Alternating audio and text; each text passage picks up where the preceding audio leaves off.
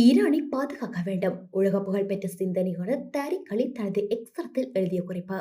Iran பல விதங்களில் Iraq அல்ல.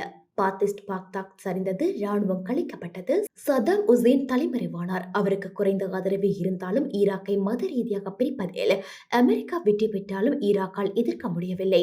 ஈரானிய மதகுருமார்கள் இன்னும் நாட்டிற்குள் ஆதரவை தக்க வைத்துள்ளனர். இஸ்ரேல் எதிர்ப்பு, அமெரிக்க எதிர்ப்பு ஆர்ப்பாட்டங்கள் அதற்கு சாட்சியங்களாக உள்ளன. அமெரிக்கா தனது கடற்படையினரை ஈரானுக்குள் அனுப்பாவிட்டால் ஆட்சி மாற்றம் எளிதானது அல்ல. அமெரிக்கா அவ்வாறு செய்தால் மெகா கும்பல் பிளவுபடும். ட்ரம்ப் இடைக்கால வாக்கெடுப்பில் அதிர்ச்சியை சந்திப்பார். ஜனநாயக கட்சியினர் மாறி வருகின்றனர். கிளின்டனும் ஒபாமாவும் ஈரான் மீதான தாக்குதலுக்கு எதிராக குரல் கொடுத்துள்ளனர். சீனா, ரஷ்யா மற்றும் பாகிஸ்தான் தெஹ்ரானுக்கு உதவுவதாக கூறியுள்ளன. மாஸ்கோ இப்போது ஈரான் அணு ஆயுதங்களை உருவாக்க உதவக்கூடும் என்று மெட்வெடேவ் அறிவித்துள்ளார். இவை அனைத்தும் இப்போது பேச்சாக மட்டுமே இருக்கலாம். ஆனால் காசாவில் நடத்தப்பட்டு வரும் அமெரிக்கா, ஐரோப்பிய ஒன்றியம், இஸ்ரேலிய குட்டியின படுகொலையும் சர்வதேச சட்டத்தை கைவிட்டதும் ஐநாவின் வீழ்ச்சியும் பல நாடுகளை மேற்கத்திய ஆட்சியிலிருந்து விலகிச் செல்ல வைத்துள்ளன. ஈரான் அமெரிக்காவின் மீது நம்பிக்கை வைத்தது. ஆனால் அந்த நம்பிக்கையை அமெரிக்கா இப்போது குண்டு வீசி அளித்துவிட்டது.